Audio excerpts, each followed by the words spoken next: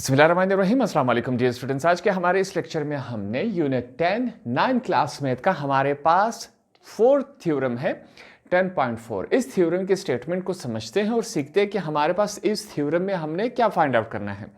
हमारे पास स्टेटमेंट में लिखा गया है in a correspondence of two right angle triangle. ये बात जहन में रखनी है, ट्राइंगल कौन से हैं? राइट एंगल ट्राइंगल्स हैं। The hypotenuse and one side of one are congruent to the hypotenuse and the corresponding side of the other then the triangles are congruent। अब यहाँ पर हमारे पास इस स्टेटमेंट में क्या कहा गया है? हमारे पास दो ट्राइंगल्स है। ट्राइंगल्स भी कौन से हैं? Right angle triangle. अब इस तरह पे 90 डिग्री जब इस तरफ हो तो इसे हम क्या कहते हैं? राइट एंगल ट्राइंगल कहते हैं। अगर हमारे पास ये ट्राइंगल इस तरफ बनता तो वो राइट एंगल ट्राइंगल नहीं होता। तो ये बात आपने जहन में रखनी है। राइट एंगल ट्राइंगल इस तरह बनता है। कहता है हमारे पास दो राइट एंगल ट्राइंगल है, उस दोनों राइट एंगल ट्राइंगल में हमारे पास एक साइड और एक हाइपोटेनस, ये दोनों बराबर आने चाहिए, कंकरेंट आने चाहिए। तो इस हमारे पास इस थ्योरम में हम यही करेंगे। इस वजह से हमारे पास इस थ्योरम को H पॉइंट S, H से हमारे पास हाइपोटेनस और S से हमारे पास साइड आता है। सबसे पहले हाइपोटेनस भी समझ लेंगे कि हमारे पास क्या होता है। देखें ये हमारे पास क्या है, ये 90 डिग्रीज बन रहा है। कौन सा डिग्री है? 90 डिग्रीज यहां पर बन रहा है। 90 डिग्रीज के हमेशा ऑपोजिट साइड, सामने वाले साइड पे जो भी लाइन होगा उसे हम क्या कहेंगे? हाइपोटेनस। तो हमारे पास राइट एंगल ट्राइंगल में हाइपोटेनस क्या हुआ? ये हमारे पास हाइपोटेनस हुआ। अब चलेंगे, हम सबसे पहले क्या करेंगे? दो राइट एंगल ट्राइंगल बनाएंगे। एक बात का आपने ध्यान रखना है कि ये जो एंगल होगा वो हमेशा 90 डिग्रीज का बनेगा। तो हमने इस तरह दो राइट एंगल ट्राइंगल बनाए। ये आपने 4 सेंटीमीटर बनाया है तो इसका दूसरा बेस भी दोनों क्या होने चाहिए? 4 सेंटीमीटर होने चाहिए। दोनों क्या होंगे? 90 डिग्रीज। ये जो परपेंडिकुलर है इसको भी आपने ध्यान रखना है, ये सेम रहना चाहिए। ये बातें क्लियर हो गई। अब सबसे पहले हम क्या करेंगे? इनको नाम देंगे। सबसे पहले ट्राइंगल को हमने नाम दिया A B और इसको हमने नाम दिया C का। दूसरे ट्राइंगल को हम नाम देते हैं D E F का। आप कोई भी नाम दे सकते हैं, इससे फर्क नहीं पड़ता। यहां पर हम ABC की सीक्वेंस से यहां पर नाम दिया हमने इनको। उसके बाद डायग्राम्स के बाद आपने सबसे पहले क्या हेडिंग देना है? गिवन, कि हमारे पास स्टेटमेंट में क्या क्या चीजें दी गई हैं। तो हमने लिखा इन करस्पॉन्डेंस, हम दो चीज़ों का कंपैरिजन करवा रहे हैं, मवाजना करवा रहे हैं। किन दोनों का? इन दोनों का। तो यहां पर हमने लिखा ट्रायंगल ABC। इस ट्राइंगल का, इस लाइन का मतलब क्या है? करस्पॉन्डेंस, कंपैरिजन, मवाजना। हम इस ट्राइंगल का कंपैरिजन करवा रहे हैं किसके साथ? Triangle DEF। इस DEF ट्राइंगल के साथ हम कंपैरिजन करवा रहे हैं। ये बात क्लियर हो गई। यहां पर हमारे पास गिवन में क्या है कि एंगल B जो है वो बराबर है, कंकरेंट है एंगल E के। यहां पर जो एंगल बन रहा है वो कौन सा है? 90 डिग्रीज। यहां पर भी एंगल कौन सा बन रहा है? 90 डिग्रीज। साथ में हम लिखेंगे ये दोनों क्या है? राइट एंगल्स है, राइट एंगल ट्राइंगल्स है। नेक्स्ट हमारे पास क्या है? C से लेकर A तक जो लाइन है वो बराबर है F से लेकर D तक। ये वाली जो लाइन है, जो हाइपोटेनस है, वो बराबर है हमारे पास इस ट्राइंगल के हाइपोटेनस के। अगला गिवन में हम क्या लिखेंगे कि A से लेकर B तक जो लाइन है वो बराबर है D से लेकर E तक। A से लेकर B तक ये जो परपेंडिकुलर जिसे हम कहते हैं, ये वाली लाइन बराबर है इस लाइन के। ये बातें क्लियर हो गई। अब हमने प्रूफ क्या करना है? टू प्रूव, हमने प्रूफ करना है ट्राइंगल ABC जो है वो बराबर आना चाहिए ट्राइंगल DEF के। ये वाला ट्राइंगल बराबर आना चाहिए इस ट्राइंगल के। एक साइड एक हाइपोटेनस, ठीक है, ये बराबर आने चाहिए। ये हमसे स्टेटमेंट में कहा। अगर ये दोनों बराबर आए तो इसका मतलब ये दोनों ट्राइंगल्स आपस में क्या है? कंकरेंट है, बराबर हैं। ये हमने प्रूफ में लिखा। अब कंस्ट्रक्शन में हम वो काम करते हैं जो हम अपने आप से, खुद से करते हैं, ठीक है। कंस्ट्रक्शन में हमारे पास क्या लिखा गया है?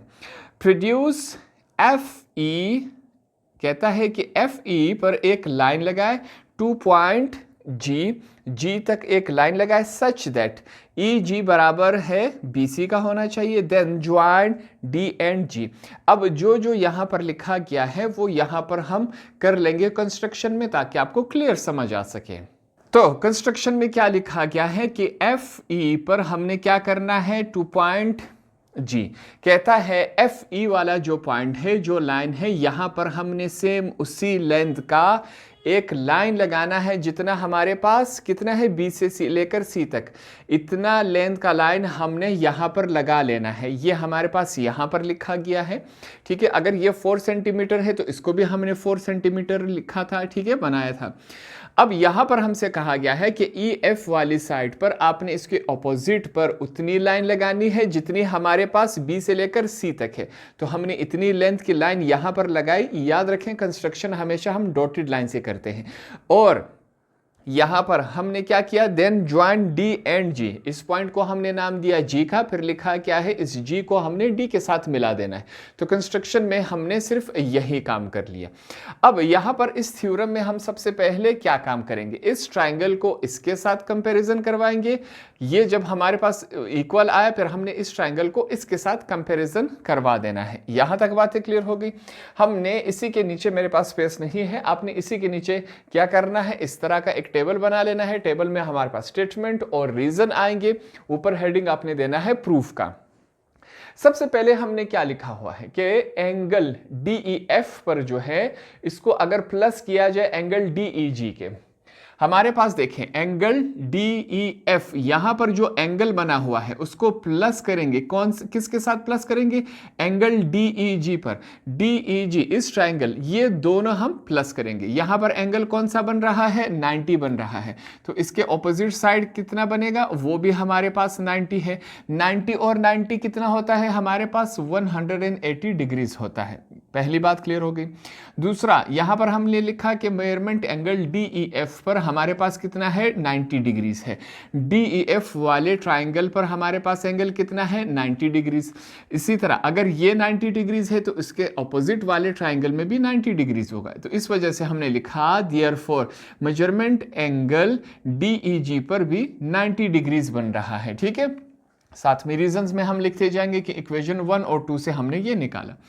इसके बाद अब हम क्या करवाएंगे, कंपैरिजन करवाएंगे। हमने लिखा इन द कॉरेस्पॉन्डेंस, हम कंपैरिजन करवाएंगे। किसका कंपैरिजन करवाएंगे, ट्राइंगल ABC का कॉरेस्पॉन्डेंस। ये निशान किस चीज का है, कॉरेस्पॉन्डेंस। हम कंपैरिजन करवाएंगे किसके साथ, ट्राइंगल DEG।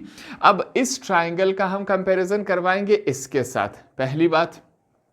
अब यहां पर चेक करते हैं कि हमारे पास क्या इक्वल आता है। कहता है B से लेकर C तक जो लाइन है वो बराबर है E से लेकर G तक। चेक करते हैं, B से लेकर C तक जो लाइन है वो बराबर है G से लेकर E तक। हमारे पास पहला कंपोनेंट इक्वल आए। टोटल कितने कंपोनेंट्स अगर हमारे पास बराबर आए तो दोनों ट्रायंगल्स क्या होंगे, कंग्रुएंट। टोटल हमारे पास 3 कंपोनेंट्स बराबर आने चाहिए, तब हम समझेंगे कि दोनों ट्रायंगल्स हमारे पास बराबर हैं। अब वो कंपोनेंट्स कुछ भी हो सकते हैं। आगे चलते हैं, कहता है एंगल ABC, कहता है ABC पर जो एंगल बन रहा है वो बराबर है एंगल DEG पर।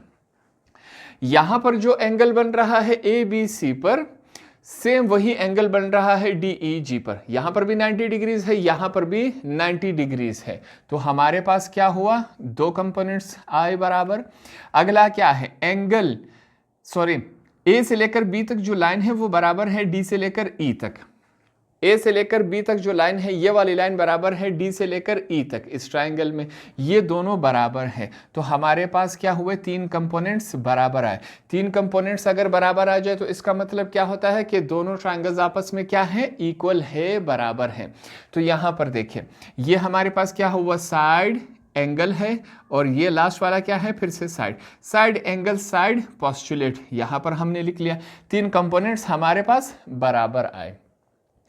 अगर 3 कंपोनेंट्स बराबर आए तो इसका मतलब क्या है कि ट्रायंगल ABC बराबर है ट्रायंगल DEG के। Side angle, side postulate, side ये वाला भी साइड है, ये एंगल है, ये साइड है। यहां तक बातें क्लियर हो गई। आगे चलेंगे, अगर यहां पर हमने लिखा है एंड C, एंगल C बराबर है एंगल G के। अगर ये दोनों ट्राइंगल्स बराबर हैं तो जो एंगल सी पर बन रहा है वही एंगल जी पर भी बनेगा। सेम यही बात यहां पर लिखी है। अगर दोनों ट्राइंगल्स बराबर हैं, हमने यहां पर लिखा, अगर दोनों ट्राइंगल्स बराबर है तो सी वाला एंगल बराबर होगा जी वाले पे। बिल्कुल यही होगा। साथ में हम रीजंस में क्या लिखेंगे, corresponding angles of concurrent triangle. अगर दो ट्राइंगल्स बराबर हो तो हर एक का सामने वाला हिस्सा क्या होगा, बराबर होगा। यहां पर यही बात हमने लिखी है। सी से लेकर ए तक जो लाइन है वो बराबर है जी से लेकर डी तक।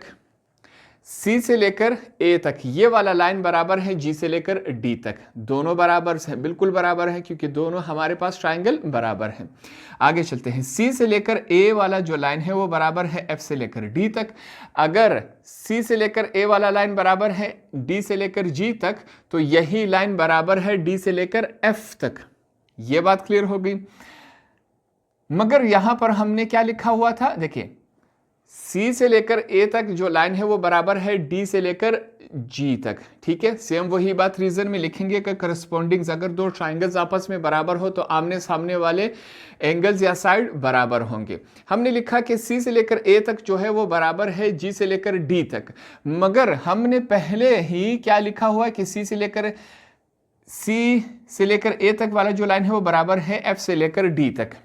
हमने तो यहां पर ये लिखा है, वहां पर सी से लेकर ए तक जी डी के बराबर कैसे है, मगर हमने गिवन में क्या लिखा है, सी से लेकर ए तक जो लाइन है वो बराबर है एफ से लेकर डी तक। अब इसको प्रूफ करेंगे। हम यहां पर लिखेंगे कि जी से लेकर डी तक जो लाइन है वो बराबर है एफ से लेकर डी तक। ये वाला लाइन बराबर है इस लाइन की, इस वजह से ये तीनों लाइंस क्या है, हमारे पास बराबर हैं। तो यहां पर हम क्या लिखेंगे कि ट्राइंगल DGF। अब हम क्या करेंगे, इस लाइन को आप बीच में भूल जाए, अब इस पूरे को हम क्या लेंगे, एज अ ट्राइंगल लेंगे।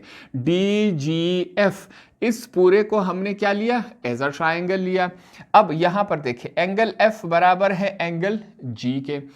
यहां पर जो एंगल बन रहा है वो एंगल सेम यहां पर बन रहा है। एंगल C बराबर है एंगल G के। यहां पर जो एंगल हमने बोला था कि सी पर जो एंगल बना हुआ है वो जी पर ही बन रहा है, ये इससे पहले हम बोल चुके हैं, इस वजह से प्रूव्ड लिखा हुआ है। एंगल सी बराबर है एंगल एफ का। अगर ये दोनों बराबर है तो इसका मतलब क्या हुआ कि सी बराबर है इस एंगल की। अगर ये दोनों एंगल्स बराबर है तो इसका मतलब सी वाला एंगल बराबर है इस एंगल के। यहां पर हमने ये लिखा हुआ है। तो अब यहां पर हम क्या करवाएंगे, एंगल ABC का इस ट्राइंगल का कंपैरिजन करवाएंगे इसके साथ। यहां पर हम लिखेंगे कि A से लेकर B तक जो लाइन है वो बराबर है D से लेकर E तक। ये वाला लाइन जो है A से लेकर B तक वो बराबर है D से लेकर E तक, हमारे पास गिवन में मौजूद है।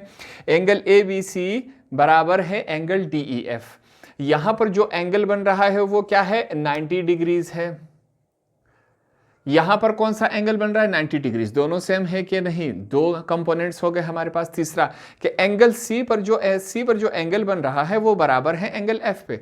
यहां पर जो एंगल बन रहा है वो सेम एंगल यहां पर बन रहा है।